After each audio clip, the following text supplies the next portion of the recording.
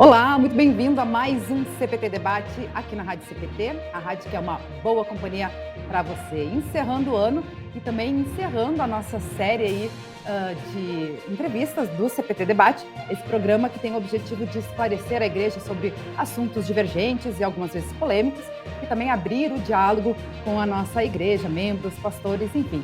Esse que é o nosso objetivo, né? Trazer essas orientações e, de certa forma, o posicionamento da igreja com relações a alguns temas polêmicos.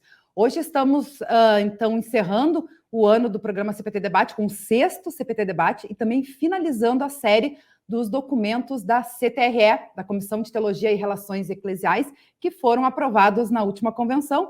Então, os dois programas anteriores falamos aí sobre o Ministério Feminino, ordenação de mulheres ao Ministério Pastoral e também pastor filiado a partido político. E hoje, então, para encerrar essa série, vamos falar sobre relações homossexuais. Afinal de contas, casamento de pessoas do mesmo sexo está cada vez mais normalizado e regulamentado no mundo afora. E como que a igreja vê isso? Enquanto algumas igrejas resistem na distinção entre igreja e Estado, muitas denominações religiosas têm se rendido às leis civis. E a IELB, a Igreja Evangélica Luterana do Brasil? Qual é o posicionamento da IELB em relação ao assunto e por que é o tema de hoje no programa CPT Debate, que sempre tem a presença aí de um representante da Diretoria Nacional, da CTRE, Comissão de Teologia e Relações Eclesiais, e também do Seminário Concorde. E hoje, então, representando a Diretoria Nacional, mais uma vez conosco, o vice-presidente de ensino, pastor Joel Miller. Boa tarde, pastor Joel. Olá, Luana. Olá, amigos da Rádio CPT. Uma boa tarde, boa noite, bom dia, enfim, quando forem assistir este programa. Novamente, uma alegria estar aqui com vocês, né, no CPT Debate. Muito bem, a gente que agradece aí, né, aceitar esse desafio de falar sobre esse tema aí tão polêmico na nossa igreja. Também, mais uma vez conosco, o professor Paulo Nerbas, representando aí a CTRE como a gente falou no programa anterior, né, a antiga, da gestão anterior da CTRE, que ele era o coordenador, mas como esses documentos foram aprovados, né, e foram estudados pela antiga comissão, então, mais uma vez, ele está aqui conosco para tirar aí todas as nossas dúvidas e também nos auxiliar e orientar a nossa igreja. Então, a gente agradece mais uma vez a sua participação, professor Paulo Nerbas. Boa tarde, Luana. Boa tarde, pastor Joel. Boa tarde, professor Leonídio. Boa tarde também a todos que irão ouvir este programa. Mais uma vez, estamos aqui no intuito de servir às intenções ou aos objetivos deste programa, e naquilo que estiver ao nosso alcance, nós realmente esperamos que aconteça. Muito obrigado pelo convite para participar novamente. A gente que agradece aí mais uma vez, professor Paulo Nerbas, e conosco pela primeira vez aqui, representando o Seminário Concórdia, pastor professor Leonídio Guel, bem-vindo ao programa CPT Debate. Boa tarde. Oi, Luana. Prazer estar aqui com vocês, pastor Joel, professor Nerbas. É sempre uma alegria participar de momentos de reflexão, momentos de enriquecimento, e que Deus também acompanhe todos aqueles que estão assistindo, ouvindo, para que assim a gente possa crescer nesse conhecimento. É muito importante esse espaço para podermos debater questões tão importantes para a igreja. E estamos aqui para contribuir também. Muito obrigado. A gente que agradece, professor Leonídio. Então, um tema bastante importante, aí, como o professor Leonídio falou, né, mas também não é tão novo, né? Afinal de contas, inclusive está na introdução aí do documento, né? Que, esse documento, que a CTRE já tem um documento falando sobre esse assunto que foi aprovado em outra convenção nacional lá em 2002, né? Trazendo aí o posicionamento quanto à proposta de legitimação da união entre homossexuais. No entanto, e depois ainda teve uma carta aberta da presidência da IELB, né, em 2015, falando sobre a união de pessoas do mesmo sexo. Mas esse documento agora, que foi apresentado na convenção esse ano, né, visa ampliar mais, né, o posicionamento, as orientações, o conteúdo mesmo, inclusive aí trazer jurídicas, né, um embasamento jurídico e também relacionado à ciência, né, e à psicologia também. Acho que para a gente começar a falar sobre esse assunto, a gente podia explicar um pouquinho, porque às vezes as pessoas também confundem, né, os termos, né? Homossexualismo, homossexualidade e homoafetividade. Começar com o professor Paulo Nerbas, pode ser? Pode ser, pode ser. E eu vou me valer justamente do texto que foi aprovado na Convenção Nacional, né, onde está escrito que, neste documento aprovado na Convenção Nacional, seria usado o termo homossexualidade para tratar do tema em questão. Não é? Existe um outro termo, que é o termo homoafetividade. E homoafetividade é definida como uma relação afetiva entre pessoas do mesmo sexo que desejam o reconhecimento dos seus direitos pela formação da parceria através da lei. E ter o direito de casar, por exemplo, de poder realizar todos os atos e direitos de uma sociedade natural, como as existentes entre marido e mulher. O termo homoafetivo, ele surgiu também a partir de uma desembargadora e jurista brasileira que concebeu essa expressão homoafetivo, homoafetividade, nas questões jurídicas. Segundo a própria desembargadora, a palavra homossexualidade estava desgastada e, diante disto, ela criou o termo homoafetividade. Com respeito ao termo homossexualismo, a literatura científica ela recomenda a troca do sufixo ismo, que sugere doença, pelo sufixo idade, que significa um modo de ser. Então, aí o homossexualismo, na opinião da própria da literatura científica, seria uma doença, e não é mais considerado uma doença, e por isso o sufixo ismo foi trocado pelo sufixo idade, significando, então, um modo de ser. Então, são esses, assim, rapidamente, não é? Os enfoques, ou melhor, as diferenças entre os termos homossexualismo, homossexualidade e homoafetividade, não é? Se nós formos realmente, assim, sermos bem práticos, né? Na verdade, os três estão se referindo a uma coisa só.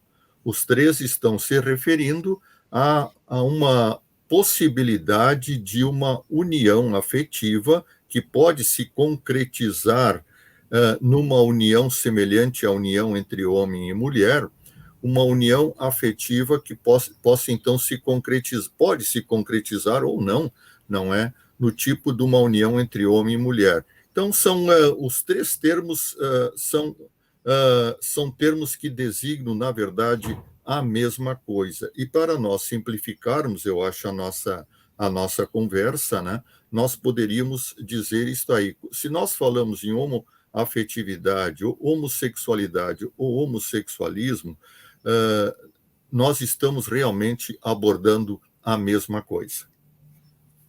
Muito bem explicado pelo professor Paulo Nerbas, né? E ele falando ali sobre essas diferenciações, que na verdade surgiram vários outros termos também, né? Até a própria sigla LGBT, que hoje até eu fui pegar aqui na internet para não me perder, porque tem muitas letras aqui, né? LGBTQIAP+. Né? Então, aí também vocês, no documento é abordada a questão também, que acho que é importante a gente falar do transtorno de identidade de gênero, né? Que também é um novo conceito aí, né? Que vem surgindo aí cientificamente, que acho que tem justamente esse objetivo, né, pastores, saber a diferenciação e lidar com o que é científico, o que é doença, o que não é doença, mas no final das contas acaba sendo tudo no comportamento também, né? Eu percebo que há uma preocupação grande aí com a nomenclatura, e isso se justifica por causa do histórico, né? Então, como foi no passado considerada uma doença, até uma doença mental, e por isso era chamado homossexualismo, né? E posteriormente, então, isso a Organização Mundial da Saúde acabou excluindo, e Posteriormente, outras alterações foram dadas, né, na Classificação Internacional de Doenças, né, conhecido como a sigla CID. Então, nós temos, por assim dizer, uma preocupação com a nomenclatura, e é importante dizer que vira e mexe, a gente pode escorregar, né, numa palavra aqui, numa palavra ali, né, mas, como o professor Nerbas disse, sempre com o intuito também de respeitar e, ao mesmo tempo, designar aquilo que nós queremos falar, né? E eu vejo, assim, que essa questão da homoafetividade fala muito da questão dos relacionamentos, o professor Nerbas ressaltou isso, né? Então, essa questão dos relacionamentos homossexuais envolvendo os aspectos afetivos, sentimentais e sociais. Então, a gente nota que a nossa sociedade, como um todo, tem o interesse de respeitar, né, digamos assim, e isso começa até mesmo na forma como a gente vai conduzir através das palavras. Por isso, essa preocupação para não criarmos estereótipos ou coisas do tipo. Além do respeito também, que é tão importante no ambiente cristão, que a gente está abordando aí, falando, é a questão do acolhimento, que também está muito presente na igreja. Eu acho que para a gente respeitar, amar, acolher, a gente precisa também ter esse real entendimento, né, essa compreensão aí também, alcançar essas pessoas, né, falar na mesma linguagem. E aí eu acho que isso tem a ver também com essa preocupação, e aí era a pergunta que eu ia fazer, né, a preocupação e a necessidade de buscar esse embasamento jurídico e científico, né, nesse documento, porque, afinal de contas, todo mundo sabe que a preocupação que a IELB tem, né, e ser fiel à palavra de Deus, né, à Escritura. Então, e aí, nesse documento, vocês trazem, além do embasamento teológico, né, também trazem essas orientações, esse embasamento científico e jurídico para poder trazer o posicionamento. O pastor Joel também pode falar um pouquinho? Olá, professor Leonídio e professor Nerbas, eu acabei não cumprimentando vocês no início da nossa conversa aqui, somente os ouvintes e a Luana, né? Um prazer estar aqui nessa sala com vocês. Luana, a gente vive assim, alguém já até denominou assim a era dos direitos, né? E a gente vive num país onde o nosso sistema de administração pública e privado é um país que é um Estado democrático de direito, onde nós escolhemos o tipo de governo, a democracia, e essa democracia ela vai ser regida, então, por legislações, por leis, né? Então, por isso que a gente tem lá o poder legislativo, executivo, judiciário. Enfim, nós escolhemos aí a carta magna do país, que é a Constituição, e as leis que derivam dela e as leis que foram recepcionadas por ela quando da aprovação dela em 1988. Então, nós temos um escopo de leis que vai garantir, né, a nossa vida em sociedade. E nós não temos só os direitos, como alguém definiu a era dos direitos, né? Nós temos deveres também. E dentro do contexto da igreja cristã, eu vejo que há uma preocupação bastante grande, assim, de não ferir leis, né? A preocupação de conceder o direito das pessoas, sejam os direitos individuais ou os direitos sociais, transindividuais, enfim, todas as formas de direito que são possíveis.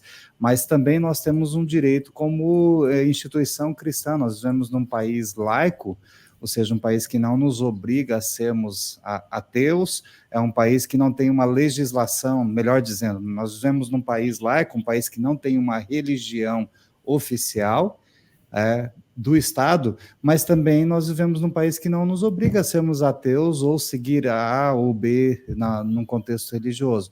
Nós temos a garantia da liberdade individual e também da liberdade de culto, a liberdade religiosa. E quando nós falamos do embasamento legal da nossa posição com relação a este tema, nós vamos falar do nosso direito religioso, do nosso direito de culto, nosso direito de consciência cultica, e nós vamos falar também do direito que as pessoas têm resguardado na legislação do nosso país, Estado Democrático de Direito.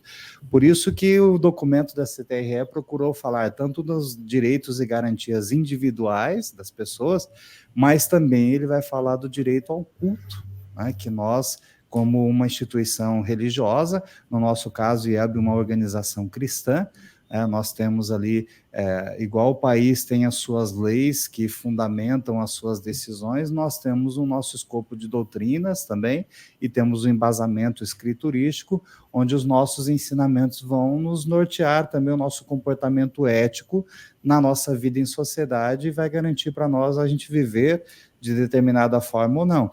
Então, daí entram os deveres também, né? Porque você está falando aí que a gente vive aí um mundo dos direitos, né? Eu acho que estamos sempre aí cobrando, né, pelos direitos, e às vezes a gente acaba esquecendo que também temos deveres, né? Exatamente. E aí vai ajudar a nortear nesse sentido. Então, as pessoas que vão procurar as nossas congregações, a nossa igreja, para ali cultuarem a Deus como nós entendemos que Deus deve ser cultuado, elas têm os seus direitos, as suas garantias, os seus deveres dentro da sociedade.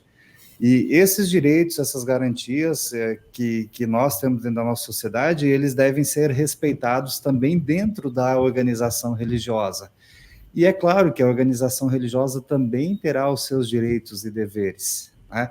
Tanto na constituição dos seus ensinamentos, quanto na garantia dos direitos e deveres dos cidadãos que frequentam os templos religiosos, né? No nosso caso, os templos das congregações luteranas. E é nesse sentido que a gente tem que pensar. Normalmente, assim, as discussões, eu acredito que elas começaram dentro de um princípio de garantir que pessoas do mesmo sexo que viveram por algum tempo, né, elas tinham direito de pensão, tinham direito de partilha de bens, então foi assim, mais para o direito das sucessões, né? O que acontecia quando duas pessoas do mesmo sexo que viveram e constituíram um patrimônio de forma conjunta, e ao de repente eles romperam aquele relacionamento, ou pela morte, ou por decisão unilateral, enfim, como fazer agora com o patrimônio adquirido enquanto viviam juntos? Então, o direito de sucessões é que vem aí, né? E o direito de sucessões passa pelo direito de família, e eu acredito que o ponto de encontro aqui com a nossa temática, que é as relações homossexuais dentro da igreja, né, vai passar pela família, como o que nós entendemos como instituição cristã, que é uma família. E daí nós vamos falar sobre a questão das relações sexuais, e o que nós entendemos dentro do nosso conjunto de regras e vivência cristã, né, as nossas doutrinas, o que nós entendemos ali da prática do sexo entre duas pessoas do mesmo sexo, né? Então, e vai passar pela nossa compreensão de família, e vai passar pela nossa compreensão também do ato sexual, e aí vai misturar a vida civil, a vida religiosa, a ética cristã, a cidadania das pessoas, os direitos e os deveres que as pessoas têm no convívio em sociedade, no convívio na família e no convívio na igreja. Então, por isso que a gente precisa, quando nós vamos falar de um assunto que faz parte não somente da esfera religiosa, mas da esfera civil, nós temos que compreender o que a lei diz, e a gente tem que ver quais são os nossos direitos, as nossas garantias e os nossos deveres para com essa lei, respeitando também o nosso direito e as nossas garantias e os nossos deveres com a liberdade de culto, e a liberdade de consciência e de doutrina que as igrejas têm. Muito bem, muito bem. Acho isso bem legal, assim, né, porque isso é fruto da teologia luterana, né? O fato de nós termos essa distinção tão clara que permite a gente conversar sobre um tema como esse e que faz com que as pessoas tenham acesso àquilo que Deus também quer para elas, né? Então, isso que o pastor Joel colocou, né, e que para nós luteranos acaba virando um chavão, né, a distinção entre igreja e Estado, e essa distinção ela existe dentro da nossa teologia, até o professor Nerbas poderia abordar um pouquinho isso para nós, né? Mas é essa preocupação mesmo, de fazer com que o cristão ele perceba que ele está no mundo, ele tem que, como pessoa, como ser humano, também interagir, e no que diz respeito à sua fé, né, no que diz respeito à sua crença, ao seu culto, a Sagrada Escritura vai ser a base. No entanto, o que o Estado diz também é importante por causa disso que o pastor Joel acabou de falar, né? Essa questão é muito importante, eu vejo assim, e essa distinção eu acho maravilhosa, porque ela nos ajuda a permanecer nessa tensão que, como filhos e filhas de Deus, nós temos aqui nesse mundo. Eu acho que dentro também, desculpa, professor, dentro dessa perspectiva, né, de garantias, de direitos e deveres, a gente pode observar o princípio da dignidade da pessoa humana.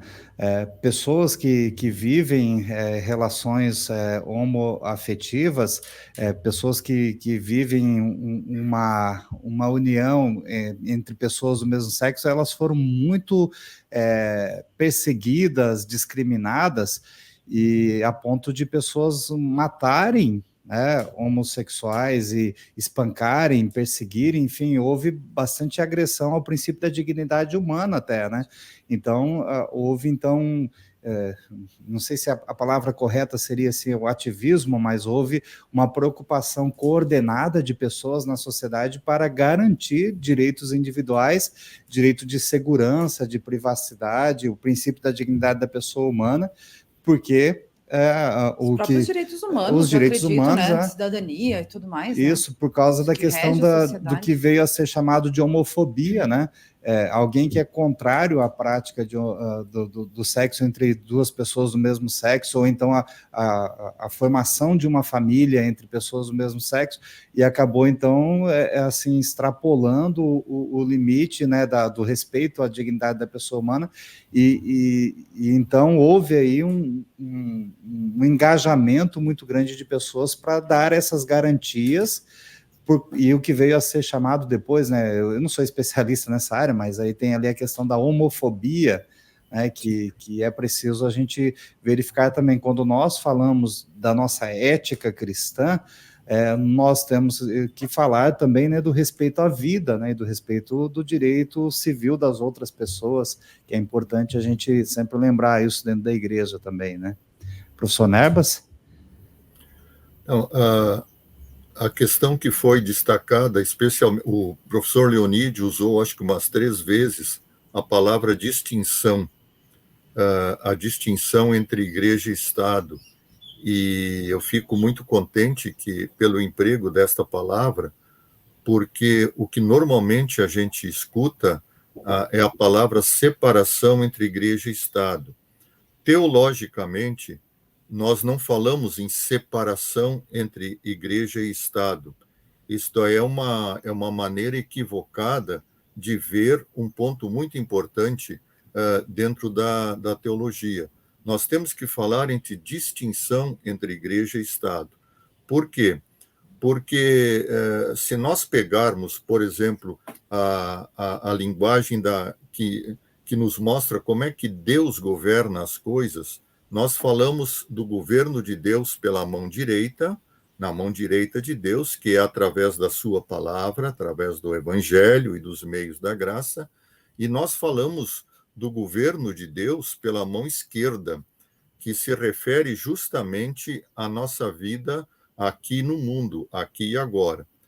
E no governo da mão esquerda, Deus se vale das leis, Deus se vale da ciência, Deus se vale dos juristas, e assim por diante, né? São os meios que Deus usa para também governar aqui neste mundo.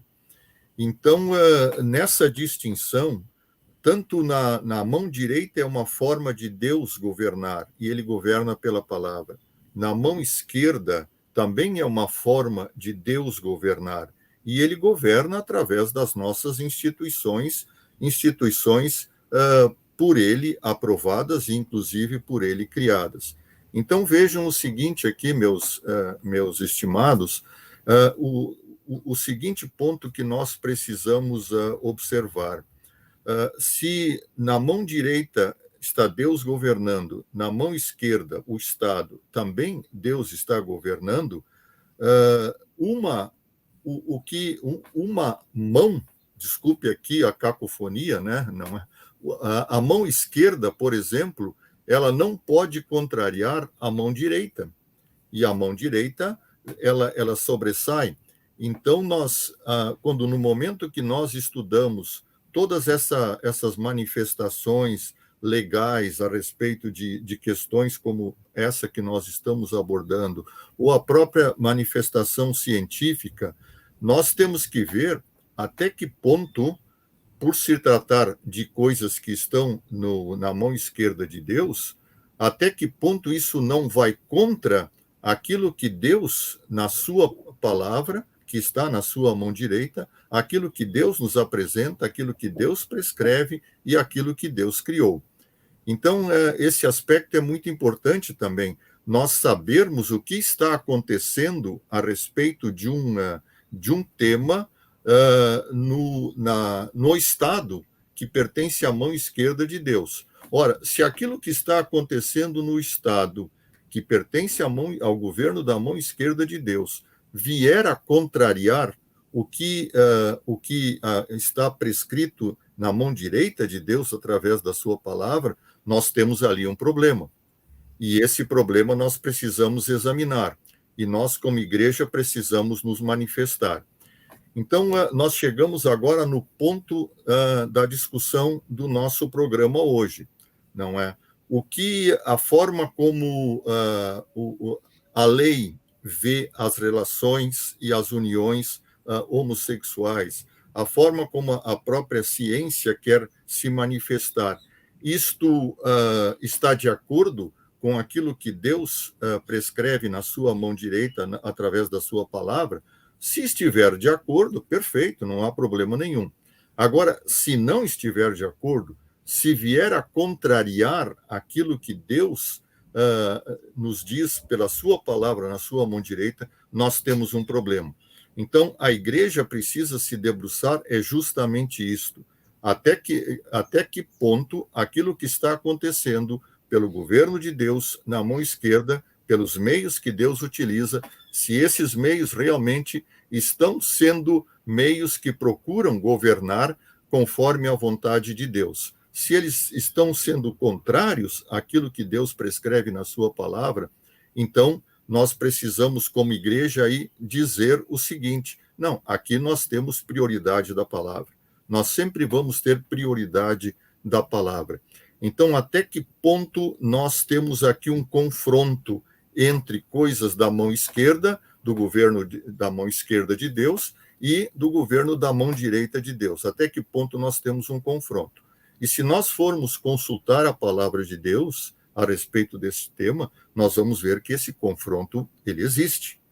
Bom, se o confronto existe, então nós precisamos nos posicionar e nós precisamos ver que lado é superior ao outro nesse confronto, para que nós, como igreja, nós possamos tomar uma posição adequada e nós consigamos também orientar o nosso povo a respeito desta questão. Então, me parece que esse é o ponto-chave que nos leva a essa discussão. Com certeza, muito, muito bem explicado aí pelo professor Paulo Nerbas. E aí eu fiquei pensando, né, pastor, a gente agora falando na questão da igreja em si, né, e a gente vê assim que, claro, a gente já parte do princípio de que as igrejas cristãs, elas têm como fundamento a Bíblia, como a igreja luterana tem, mas aí como você falou do confronto, não é consenso nem dentro de das próprias igrejas da mesma denominação, né, até tem um exemplo aqui que fala da igreja presbiteriana dos Estados Unidos e do Brasil, né, em que não há esse consenso com relação à união homossexual, e a gente vê, inclusive, na igreja luterana, né? Claro que a gente sabe que também tem a diferenciação da igreja, né, que é de confissão, que é, tipo, como a nossa, a igreja do Brasil, e tem a de confissão aqui também, enfim, nós que somos junto com o Sínodo de Missouri, lá dos Estados Unidos, mas também há igrejas luteranas que permitem a união homossexual, né? Então, não tem esse consenso de todas as denominações cristãs religiosas, né? Realmente, a gente vê que temos, digamos assim, várias formas de olhar para o assunto. Na verdade, não há muitas passagens na Bíblia sobre o tema homossexualidade.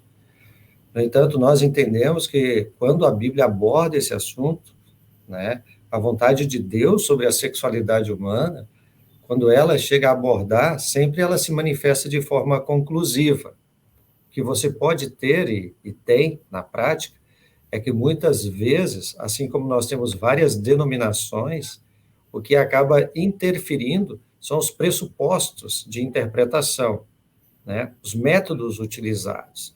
Mas se nós que somos aqueles que buscam na Escritura, né, aquele significado que a própria Escritura concede, nós veremos justamente isso, que Deus ele tem a primazia na sua fala, na sua criação. Ele certamente ele tem planos, projetos, e ele deixa isso claro, tá? Na Escritura, a partir do Gênesis, né? E até mesmo no Novo Testamento. Então, nós temos textos bíblicos claros em que somente se você tiver um pressuposto muito diferente, né, é que você vai, por assim, entender que aquilo não quer dizer o que realmente diz. Então, nós temos textos, né, seja Gênesis 19, né, quando nós temos a história de Ló, em Levítico 18, 22, 20, verso 3, mas para mim, assim, também sobre essa questão, não é apenas um texto ou dois textos, não é apenas uma pequena parte, mas a gente precisa ver o todo da Escritura, como que Deus vê o ser humano, a antropologia bíblica, e como Deus quer que nós também nos percebamos a partir daquilo que Ele revelou para nós, né? Não nós vamos decidir ou definir, mas realmente buscar na Escritura aquilo que Deus tem como princípio. E para mim esse ponto é fundamental, especialmente ali em Romanos 1. O apóstolo Paulo, quando ele coloca alguns elementos ali em Romanos 1, ele vai falar especialmente sobre a dificuldade do ser humano em suprimir a verdade de Deus. Então, ali ele coloca isso de uma forma muito clara, né? Como que o ser humano tem, por assim dizer, aquela vontade inata pecaminosa de suprimir a verdade de Deus. Isso está em Romanos 1,18. E isso tem consequências. Especialmente quando nós queremos levar a nossa cultura, as nossas ideias para dentro da Escritura. Quando nós queremos trazer elementos alheios à Escritura para daí fazer essa leitura, né?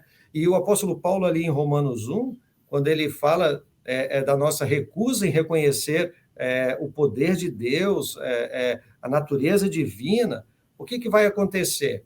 Né? O que vai resultar disso? A gente vai inventar ídolos, deuses, a gente vai adorar criaturas ao invés do Criador. E, ao mesmo tempo, ele coloca como um segundo problema, um segundo resultado, quando a gente esquece a Escritura, tal qual ela se apresenta para nós como revelação de Deus. Porque nós adoramos a criação e não o Criador, também diz o apóstolo Paulo, o ser humano ele começa, inclusive, a desonrar o seu próprio corpo, em vez de buscar a vontade do Criador para o seu uso apropriado. E principalmente nós que estamos na pós-modernidade, né? Onde a verdade tornou-se um conceito relativo em que a pessoa é que vai dizer o que é o que não é, ao invés de buscar na Escritura. Então, aqui eu vejo que essa diferenciação que nós vemos em muitas denominações está justamente no pressuposto que essas denominações têm ao ir ao encontro da Escritura, ao selecionar textos favoráveis a si, ao mesclar métodos de interpretação que, para nós, apenas vão fazer com que a Bíblia fique cada vez mais obscura, quando, na verdade, tudo que nós temos na Escritura é como revelação de Deus, e isso para o nosso próprio bem, né? Mas é verdade, Luana, a gente tem muita dificuldade, porque o que Deus diz é contracultural, né?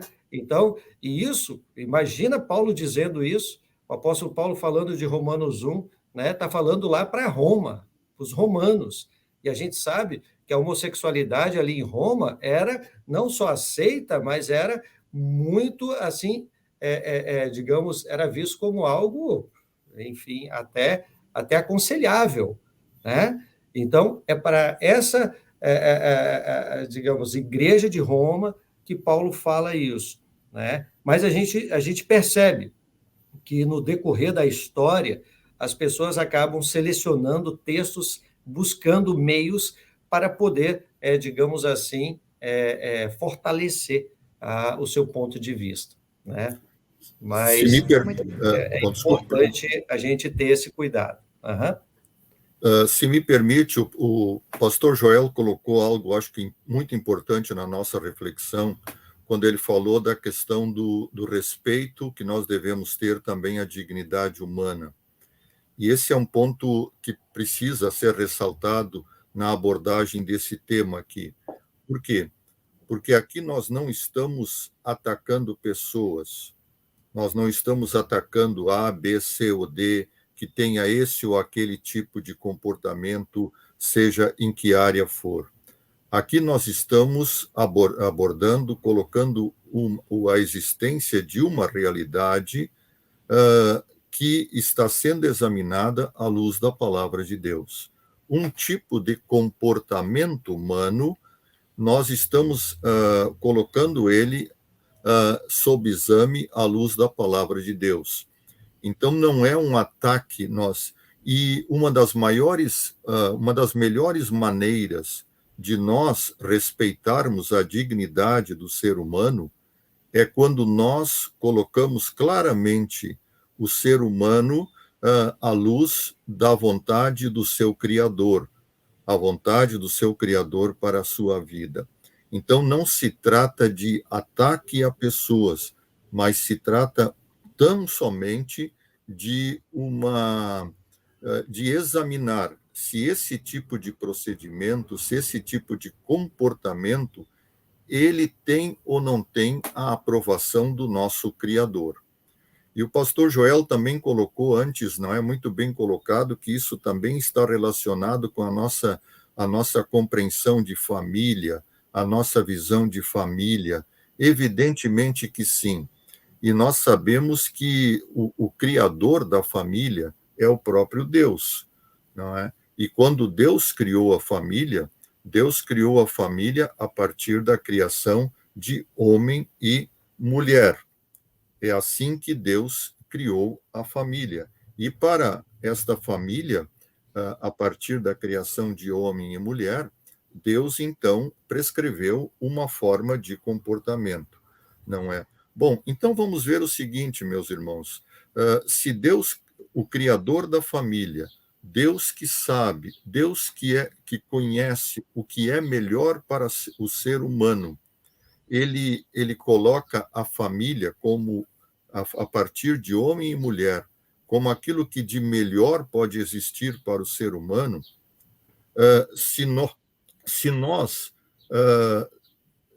desafiamos a criação divina e achamos que melhor do que uma família a partir de homem e mulher é uma família a partir de pessoas do mesmo sexo, nós estamos nos sobrepondo a Deus.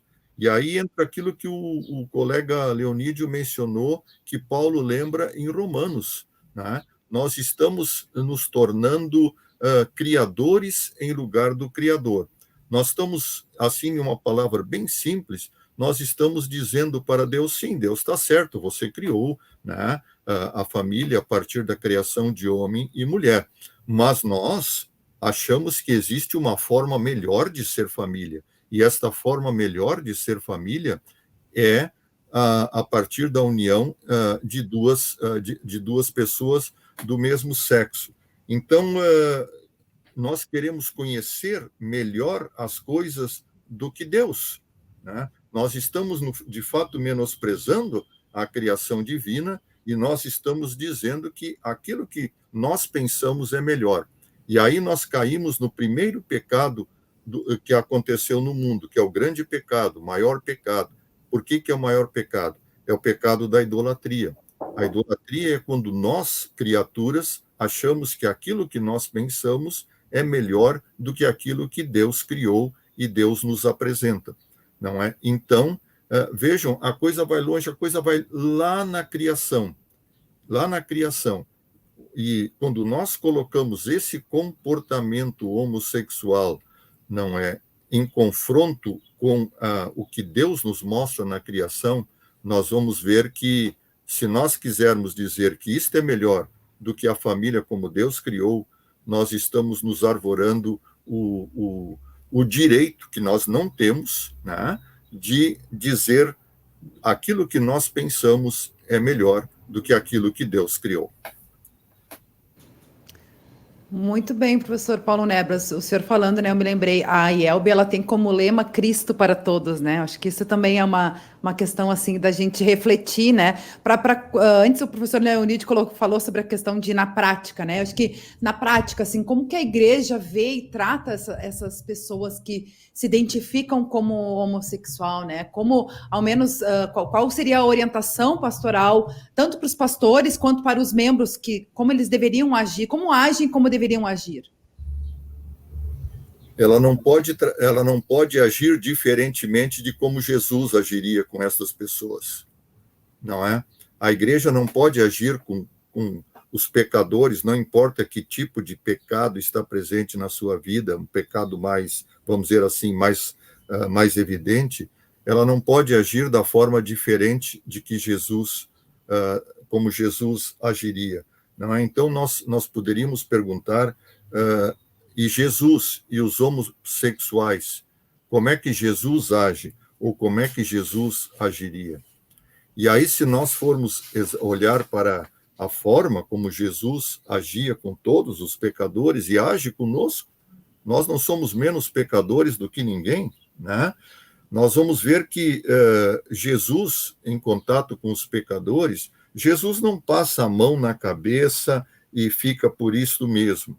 Não, Jesus foi procurar os pecadores no seu tempo, inclusive nós temos o relato de Jesus acolhendo prostitutas e pessoas de má fama da sua época, né? Então, se um homossexual,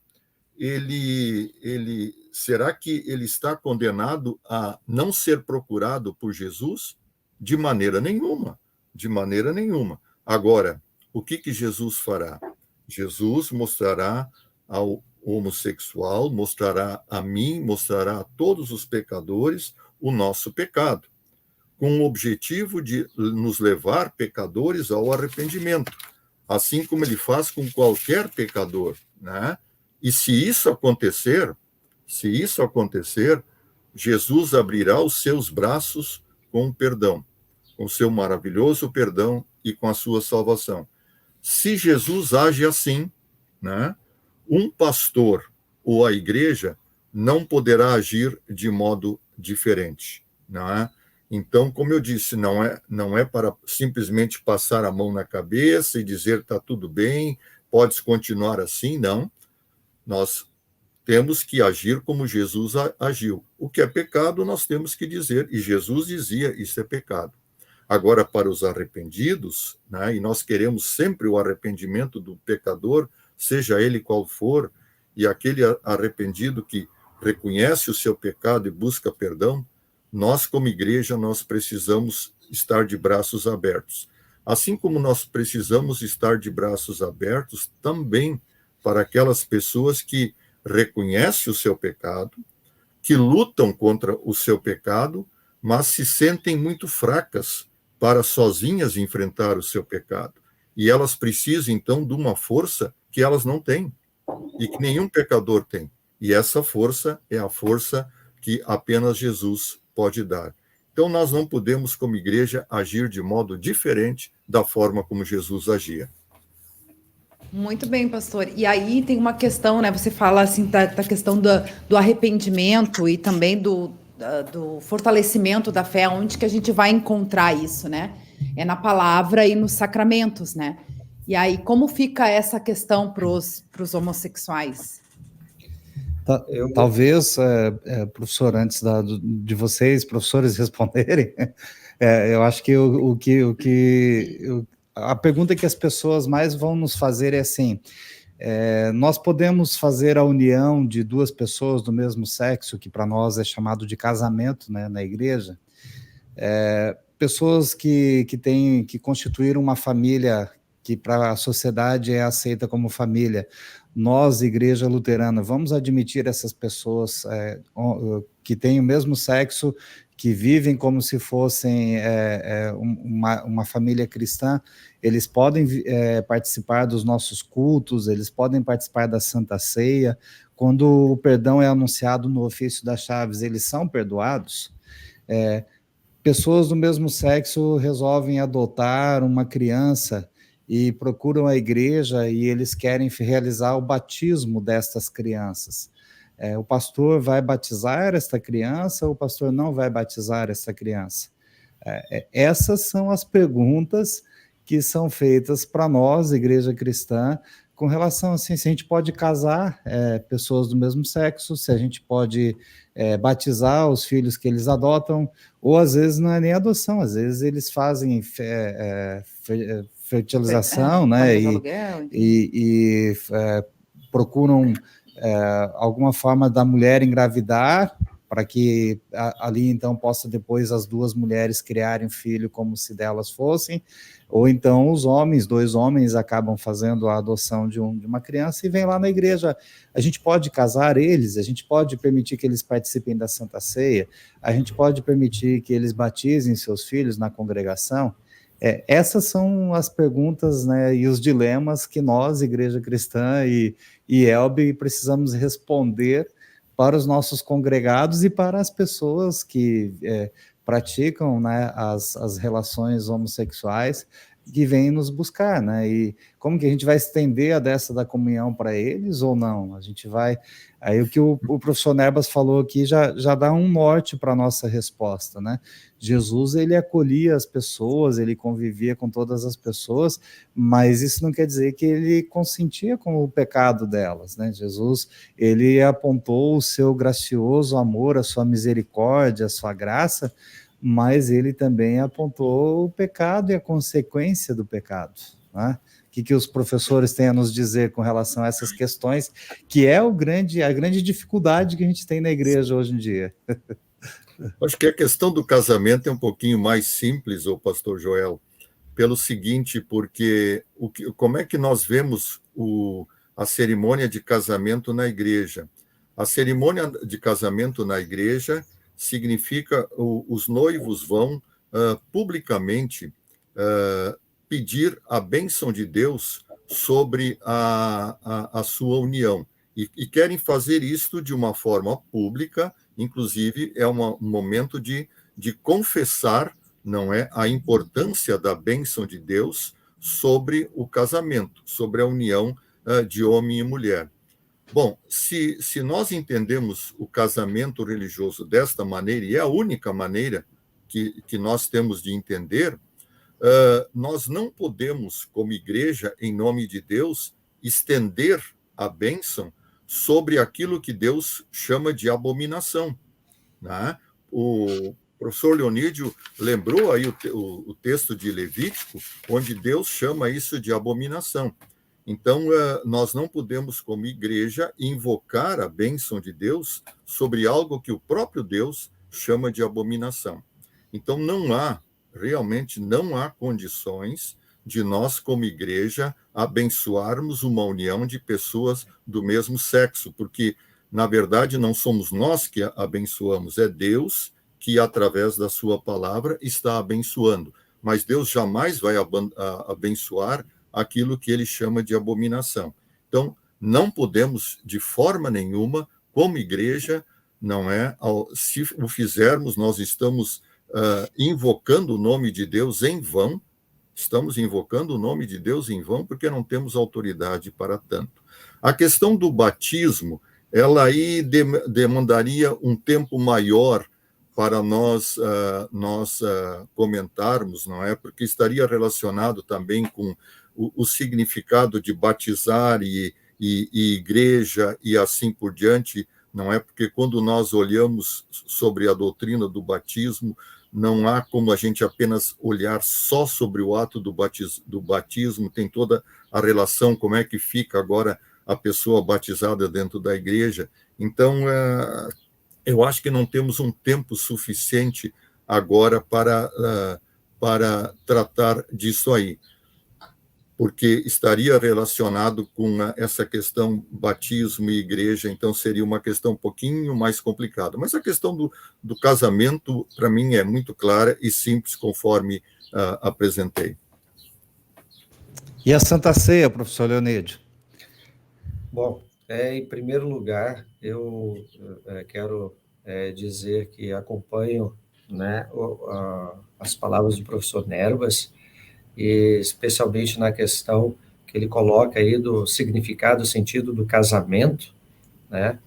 Mas, assim, em se tratando, agora, antes de entrar na questão da Santa Ceia, né, antes eu fiquei imaginando aqui, né, uma das disciplinas que eu leciono aqui no seminário é teologia pastoral, e muitas vezes a gente lida dentro da pastoral com situações tipo assim, você está lá numa missão, lá no campo missionário, e de repente você tem,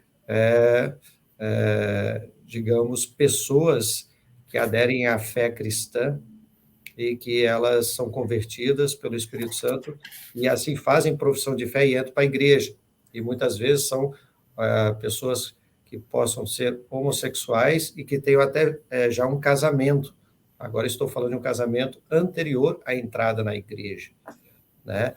Então, a necessidade da gente também ter o carinho, o acolhimento, o afeto para com essas pessoas, ao mesmo tempo também uma palavrinha dentro da pastoral, que é a paciência, mas tudo isso unido com a admoestação e o apelo ao arrependimento, que tudo isso é necessário.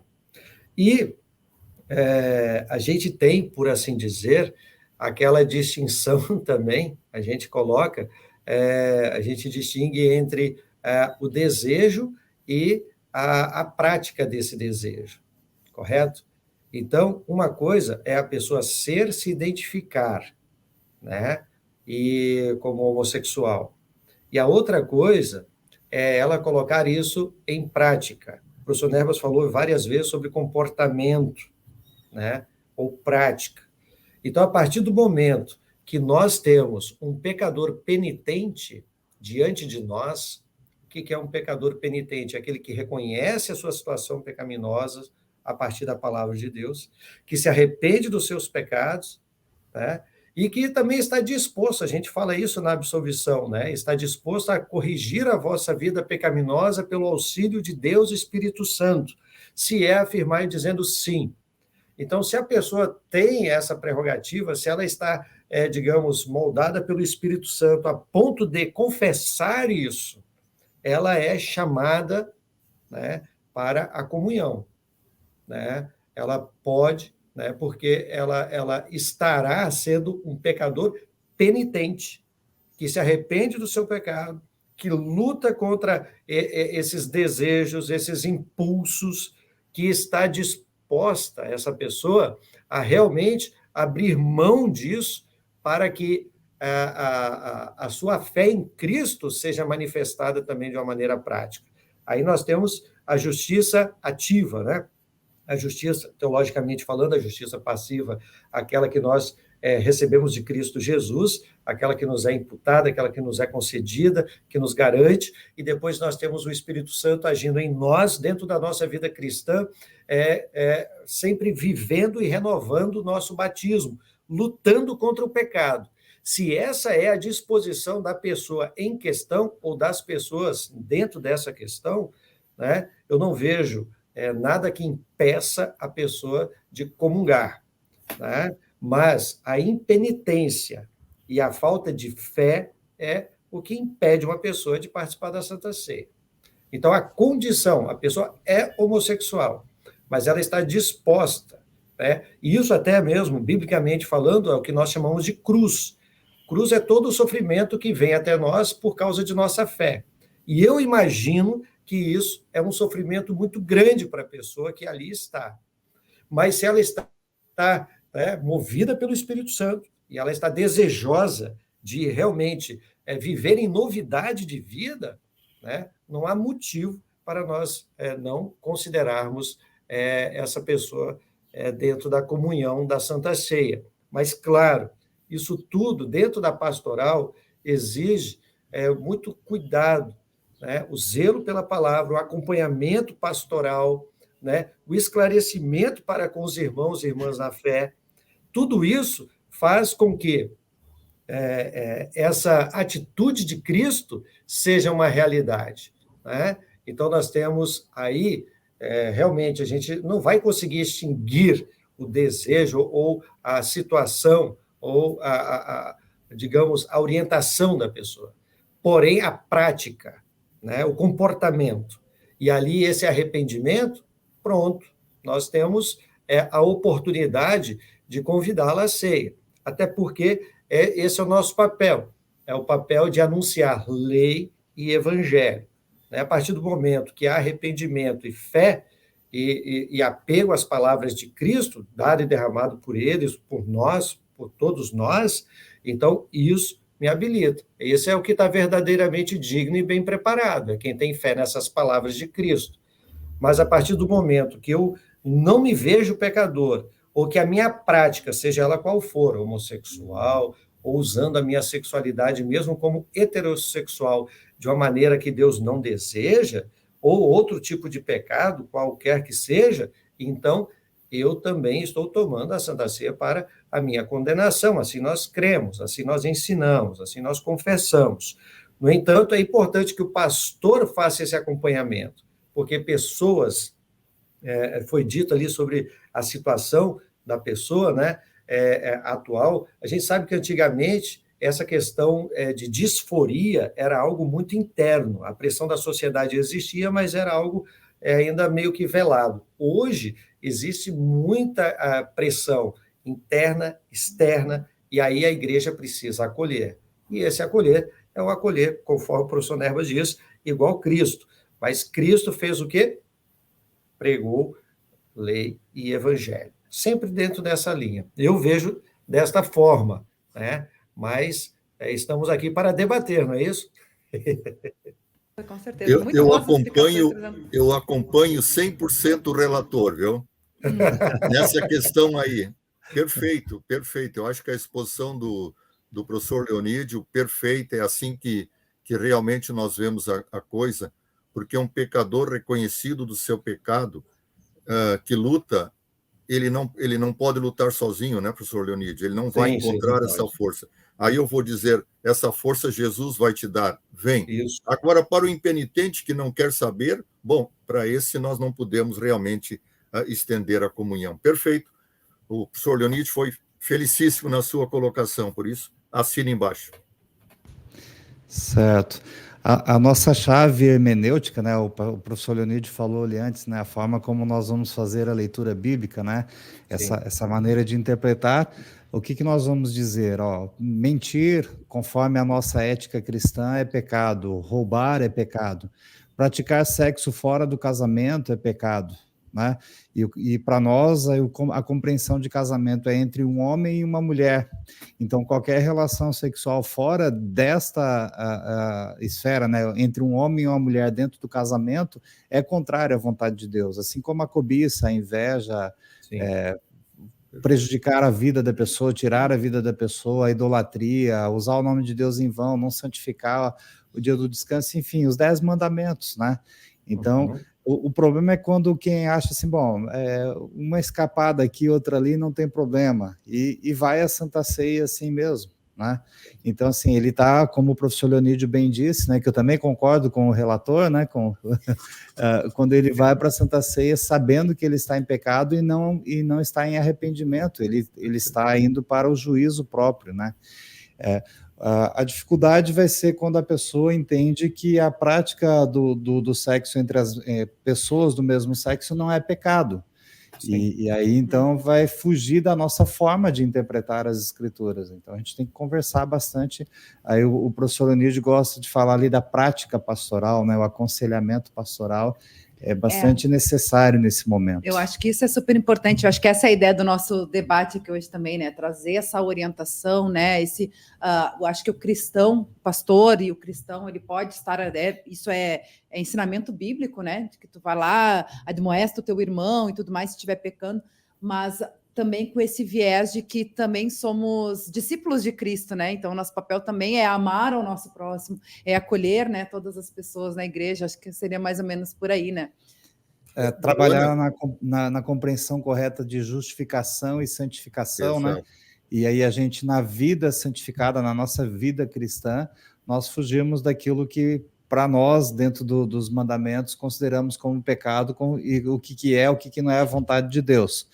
E aí as pessoas que têm as suas consciências atribuladas no que tange a sua sexualidade, né, o pastor precisa abraçá-la e acompanhá-la, né, num aconselhamento pastoral, porque existem pessoas que têm vida sexual totalmente contrária à palavra de Deus e, como o professor Leonídio bem falou aqui, não é na prática homossexual, na prática heterossexual, vida totalmente também é pecado, depravada, né? que é o pecado. Então, a gente fazer bom uso daquilo que Deus nos deu também na nossa vida sexual, né, do corpo que Deus nos deu, né, tem o local correto e o momento certo, né, que é entre um homem e uma mulher dentro do casamento. O que sai disso, né, aí então é preciso tratar na esfera do arrependimento, do perdão e da mudança de atitude. Só para complementar essas diferentes interpretações que existem a respeito da Escritura e que escancaram também diferenças entre procedimentos entre igrejas, mesmo entre igrejas cristãs, né? A nossa igreja, a Igreja Evangélica Luterana do Brasil, ela tem um posicionamento diante da Escritura que eu digo que não é um posicionamento de buffet. Se nós vamos a um restaurante, nós vamos encontrar um buffet servido à nossa frente, onde nós vamos escolher os tipos de comida que nós queremos. Vamos pegar alguns porque gostamos, não vamos pegar outros porque não gostamos, não é? Então, nós não temos esse posicionamento de cliente de restaurante diante de um buffet. A Escritura Sagrada, ela não é um buffet, onde isso aqui nós aceitamos porque nós gostamos de ouvir. Aquilo ali nós não aceitamos porque nós não gostamos de ouvir ou nós não aceitamos. Então, nós temos muito clara a nossa posição, né, diante da Escritura Sagrada. Não é um comportamento de um cliente de um restaurante diante de um buffet que é servido. Para nós, o que Deus nos serve na Escritura, tudo é da melhor qualidade. E por isso nós queremos tudo aquilo que Ele nos serve. Nós não vamos ser seletivos, porque aí nós estaremos dizendo para Deus, não, isso aqui me serve, aquilo ali não me serve. Muito bem, muito bem. Muito bom o nosso bate-papo. Acho que foi bem esclarecedor hoje, mas o tempo passa muito rápido, já estouramos aí 1 hora, né? E vamos ter que dar a sequência aí no próximo ano, aí, falando um pouquinho mais da questão do batismo, aí, que o professor Paulo Nerbas disse, né, que a gente tem que explicar melhor, mas aí fica como sugestão, né? Inclusive, a gente está aberto aí a sugestões, quem quiser, né, ouvir, ter dúvidas sobre alguma orientação aí da nossa igreja, algum posicionamento, né, entre em contato com a gente, que a gente vai ter a maior satisfação aí em poder esclarecer aí para a nossa audiência. Luana, me permite só uma questãozinha sobre o batismo, rapidamente. Eu disse que é uma questão mais complexa, né? Mas eu quero deixar bem claro o seguinte, só para deixar talvez até a bola picando para um programa futuro. O princípio, o fato de ser uma criança que for trazida por 2 pessoas do mesmo sexo não nos impede de batizá-la. Mas temos outras coisas a considerar. E isto fica para o próximo programa. O próximo programa. A gente agradece muito, professor Paulo Nerbas, aí pela sua participação. Já vou começar a despedida. Já vou começar, então, com o professor Paulo Nerbas, sua despedida. Mais uma vez, agradecer, né, ao longo de todo esse ano aí, 6 CPT Debates, eu não lembro quantos o professor Paulo Nerbas participou, mas em alguns, né, podendo contribuir aí com o seu conhecimento, com a sua experiência. Então, a gente agradece muito e deixa o microfone aberto para suas considerações finais. Olha, o agradecimento quem tem que fazer sou eu, agradeço pela oportunidade, né? eu às vezes até me senti um tanto quanto constrangido em falar pela CTRE, porque eu não sou mais da CTRE, né? Sou da CTRE passada. Mas como esses temas foram trabalhados pela CTRE passada, então eu aceitei participar. Mas sempre é uma alegria poder participar, e especialmente num programa assim, onde é que a gente tem também a oportunidade de dialogar com colegas tão queridos, né, e tão sabedores do assunto, como no caso de hoje, o pastor Joel e o professor Leonídio. Então, muito obrigado mais uma vez por essa oportunidade, não é? E ressaltar sempre que nós, como teólogos, nós não estamos aí com o objetivo de prejudicar alguém, de denegrir a imagem de alguém, de falar mal de alguém. Nós estamos unicamente com o objetivo de colocar diante das pessoas aquilo que o Senhor Deus tem a nos apresentar. Aproveito a oportunidade e desejo também um feliz e abençoado tempo de Advento e um Natal também muito feliz na companhia daquele que é o nosso maior presente, ou seja, o Senhor Jesus. Feliz e abençoado Natal para vocês. Dos nossos, professor Paulo Nerbas. Professor Leonídio, também obrigada pela sua participação aqui, né, encerrando a nossa série aqui no CPT Debate, também o ano, e o microfone fica aberto aí para suas considerações finais e despedida. Então, eu só tenho a agradecer, um momento muito especial para mim, primeiro programa que eu participo, né, uma honra estar aqui com vocês. O professor Nerbas falou da CTRE, ele é uma referência para nós, professor Paulo Moisés Nerbas, aqui no seminário, continua sendo, e em toda a nossa igreja. Então, sempre será convidado, pode ter certeza. E eu estou aqui no Seminário Concórdia, né, e atualmente faço parte da CTRE, o coordenador atual, o professor Dr. Paulo Vilibus, e a gente está sempre procurando servir a igreja de acordo com os dons que Deus nos concede. Muito obrigado, que Deus abençoe vocês pela iniciativa, também um feliz abençoado Natal, Ano Novo, e sempre que possível a gente está aqui também à disposição para participar com vocês. Obrigado pelo convite, Luana, pastor Joel, que Deus abençoe a todos. Amém. A gente que agradece, professor, também feliz e abençoado Natal e para o senhor e para a sua família. Pastor Joel, mais uma vez agradecer, né? Mais uma participação, colaboração aqui no CPT Debate. Sua despedida. Obrigado, Luana. Obrigado também aos ouvintes da Rádio CPT, a rádio que é uma boa companhia para você. Quero agradecer ao professor Leonídio pela presença dele aqui e também pelo trabalho que ele realiza agora na nova CTRE, tá? Professor Paulo Moisés Nerbas, que é uma referência, né? O Paulo no Novo Testamento, o Moisés no Antigo Testamento e o Nerbas na IELB. Não tem como, né? Então, sempre referência para nós aí. Professor Paulo, obrigado pela sua participação na CTRE anterior e pela disposição de colaborar aqui com o CPT Debate nesses temas que foram abordados enquanto o senhor era o coordenador da CTRE.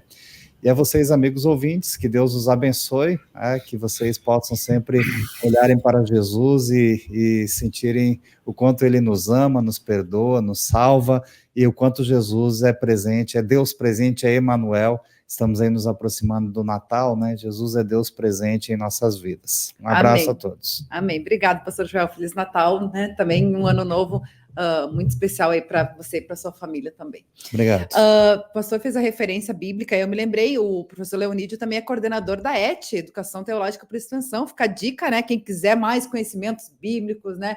E de diversas áreas, é só entrar lá no site do Seminário Concórdia, seminarioconcórdia.com.br, e conhecer aí os cursos, né, para a gente se aperfeiçoar cada vez mais na palavra de Deus, também no conhecimento da nossa igreja.